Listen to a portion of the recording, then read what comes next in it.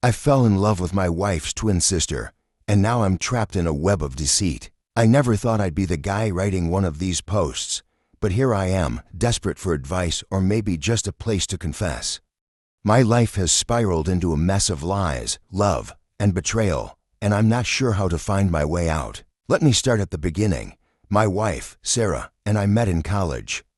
I was a junior, majoring in computer science, and she was a sophomore studying psychology. We met at a mutual friend's party, and it was one of those instant connections you read about in books. Sarah was beautiful, intelligent, and had this quiet confidence that drew me in immediately. We started dating, and everything felt perfect. Sarah was the calm to my storm, the rational voice to my impulsive ideas. We complemented each other perfectly, or so I thought. After graduation, we moved in together, and 2 years later, I proposed.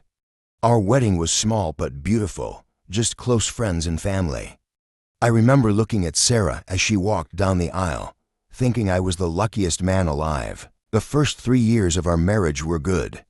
We both found jobs we enjoyed, bought a small house in the suburbs, and started talking about having kids. But looking back, I can see the cracks that were starting to form. Our conversations became more routine, our date nights less frequent.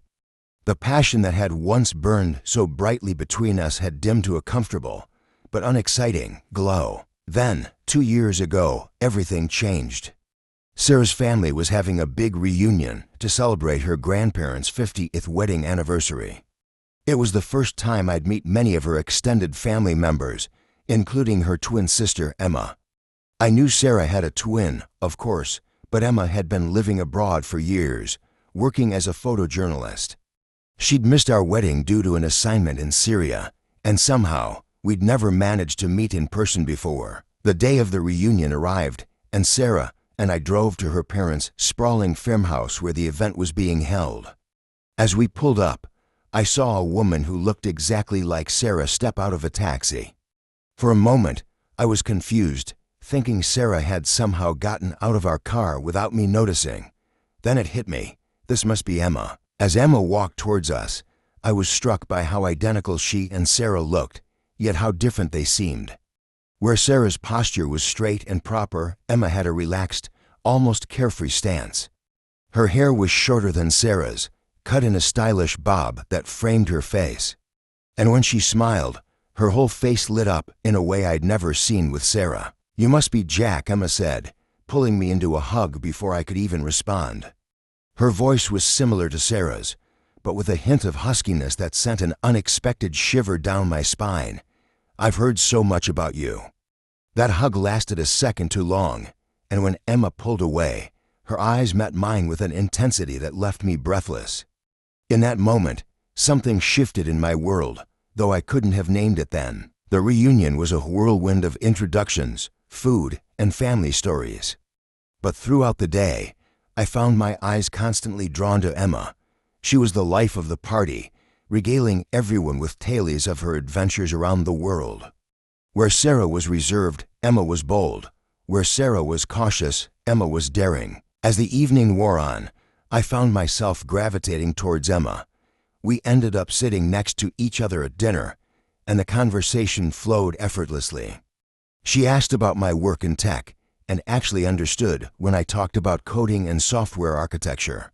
Sarah's eyes would usually glaze over when I discussed my job, but Emma seemed genuinely interested. In turn, I was fascinated by her stories of photographing conflict zones and remote cultures. She spoke with such passion about her work, her eyes sparkling as she described capturing the perfect shot. I found myself imagining what it would be like to travel the world with her, to see life through her lens. Over the next few weeks, Emma and I began texting regularly. At first, it was just casual conversation, catching up on each other's lives, sharing funny stories. But gradually, the messages became more personal, more flirtatious. I told myself it was harmless, that I was just enjoying the connection with someone who seemed to understand me in a way Sarah no longer did. But deep down, I knew I was playing with fire. My feelings for Emma were growing, and I could no longer deny the pull I felt towards her. One night, about a month after the reunion, Emma called me. Her voice was low and intimate, and she asked if I wanted to meet up for a drink. Something in me knew I should refuse, that this was a line I shouldn't cross. But I found myself agreeing, my heart pounding with a mix of excitement and dread. We met at a small cafe downtown, tucked away in a quiet corner. As soon as I saw Emma, the rest of the world seemed to fade away. She looked stunning, her hair framing her face just so, her eyes sparkling with mischief. We ordered wine and fell into easy conversation, the words flowing between us like we'd known each other for years. When the cafe was getting ready to close, Emma suggested we move the conversation somewhere more private. Without even thinking, I agreed. We ended up in her apartment, sitting close on the couch, the air thick with unspoken tension, and then she kissed me. It was electric, passionate, everything I'd been missing with Sarah. I knew in that moment that I was in trouble, that I was falling for Emma in a way I never had for my own wife. From that night on, Emma and I met up whenever we could, stealing moments together and living in a world of lies and deception. I hated myself for betraying Sarah, for letting my feelings spiral out of control. But I was addicted to the way Emma made me feel, alive, desired, understood in a way Sarah no longer did. The guilt ate at me constantly. I would come home to Sarah, who was none the wiser, and feel like the worst person in the world. She was so happy, so excited about our future, and I was cheating on her with her own twin sister. Then, about 6 months after that fateful night, Sarah told me she was pregnant. I should have been overjoyed, but all I could feel was a sense of dread. How could I bring a child into this mess? How could I be a father when I was betraying my wife in the most fundamental way? Emma and I fought bitterly after that. She wanted me to leave Sarah, to be with her and the baby, but I couldn't do it. I loved Sarah, and I couldn't bear the thought of hurting her or ripping apart her family. We agreed to end the affair, to go our separate ways and try to forget what had happened between us. But the damage was done. I was trapped in a web of lies, unable to find my way out. Every time I looked at Sarah, glowing with pregnancy, I felt like the worst kind of monster. I started pulling away from her, becoming distant and distracted. She noticed, of course, and tried to get me to open up, but I couldn't bring myself to confess my betrayal. The months dragged on, and the guilt became almost unbearable. I thought about telling Sarah the truth, but I couldn't bring myself to do it. I didn't want to hurt her, and I was terrified of the consequences. What if she left me? What if the family found out and disowned us? I was paralyzed by fear and shame. Then, 2 weeks before Sarah's due date, everything came crashing down. I was at work, trying to focus on a project, when my phone rang. It was Sarah, her voice trembling. "Jack, there's been an accident. Emma's in the hospital, it's bad." I raced to the hospital, my mind spinning. When I arrived, the doctor pulled me aside, his face grave. As I sat by Emma's bedside, holding her hand and praying for a miracle, the weight of everything came crashing down on me. I had betrayed my wife, the woman I had sworn to love and cherish. I had let my desires blind me to the consequences of my actions, and now it felt like the entire world was crumbling around me. Sarah came to the hospital, her belly round with our unborn child. The look of anguish and confusion on her face as she saw Emma lying there, motionless, was almost more than I could bear. I wanted to confess everything, to beg for her forgiveness, but the words caught in my throat. Instead, I watched as Sarah held Emma's hand, tears streaming down her face. "Oh, Emma, what happened?" she whispered, her voice trembling. "Please, you have to be okay. I need my sister." The guilt threatened to consume me. I had betrayed the one person who had always been there for Sarah, the one person she loved more than anyone else in the world. And now, that person was fighting for her life, all because of my selfish, despicable actions. Days passed, and Emma's condition remained critical. The doctors told us that the next 48 hours would be crucial.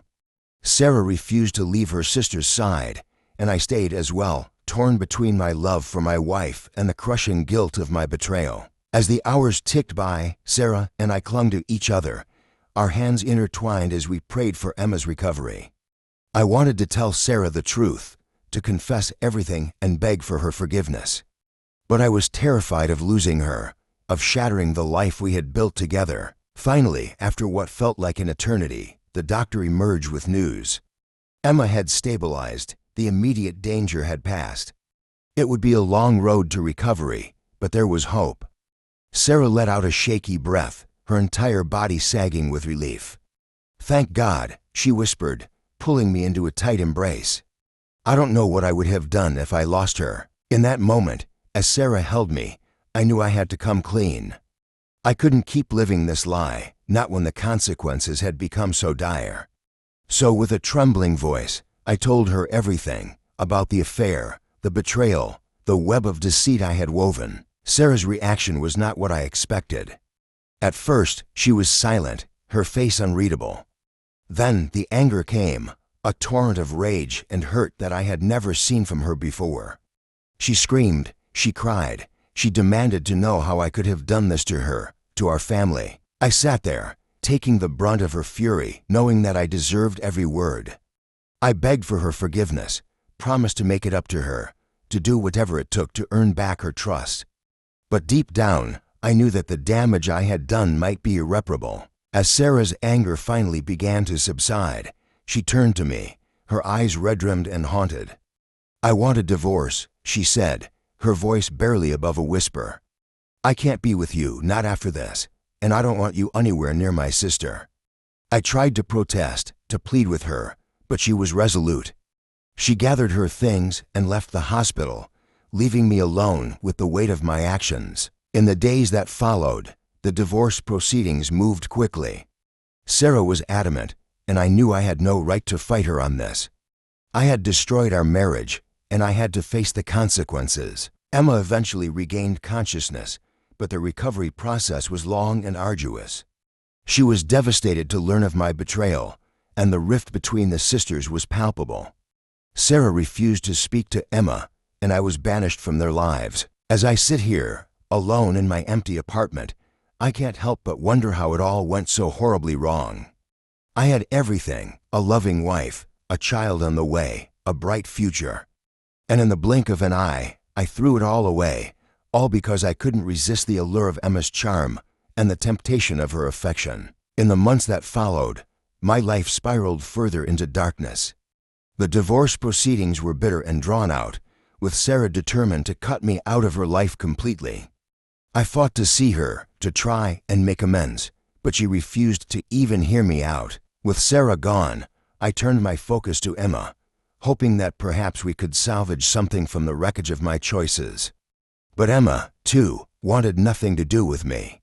She was still recovering from her injuries, both physical and emotional, and the sight of me only served to dredge up the pain I had caused. I found myself alone, adrift in a sea of my own making. I lost my job, unable to focus on my work, and slowly burned through my savings as I sank into a deep depression. The guilt and shame were overwhelming, and I barely had the will to get out of bed each day. Then one night, as I sat staring at the bottom of a bottle of whiskey, the phone rang. It was Sarah, her voice trembling. "Jack, it's the baby. Something's wrong." I raced to the hospital, my heart pounding. When I arrived, the doctors told me that Sarah had gone into premature labor, the stress of the divorce taking a devastating toll on her and our unborn child. The baby, a little girl, was born 2 months early, struggling to breathe, her tiny body hooked up to machines. Sarah stood by her incubator, tears streaming down her face as the doctors worked to stabilize her. In that moment, all the anger and resentment I had seen in Sarah's eyes melted away, replaced by a raw, primal fear. She was a mother, fighting for the life of her child, and in that instant, I was reminded of why I had fallen in love with her in the first place. I approached her cautiously, unsure of how she would react to my presence. But to my surprise, she didn't push me away. Instead, she turned to me, her eyes pleading. "Jack, please, I need you here. I can't do this alone." And so, despite everything that had happened, I found myself at Sarah's side, holding her hand as we watched our daughter's tiny chest rise and fall, willing her to fight, to live. In the days that followed, As our daughter clung to life, Sarah and I began to talk, really talk, for the first time since the truth had come out. She was still hurt, still angry, but there was also a glimmer of understanding in her eyes. "I don't know if I can ever forgive you," she admitted, her voice barely above a whisper. "But I know that I need you now more than ever," for her. We spent endless hours in the hospital, praying, hoping, waiting. And slowly, as our daughter fought her way back to health, something shifted between us. The walls of resentment and betrayal began to crumble, replaced by a fragile, tentative trust. It wasn't easy, and there were many setbacks along the way. But as our daughter grew stronger, so too did the bond between Sarah and I. The road ahead was long and uncertain, but in that moment, as I watched Sarah gently kiss our daughter's forehead, I felt a glimmer of hope. Perhaps, with time and effort, we could find a way to heal, to rebuild the trust that I had so carelessly shattered.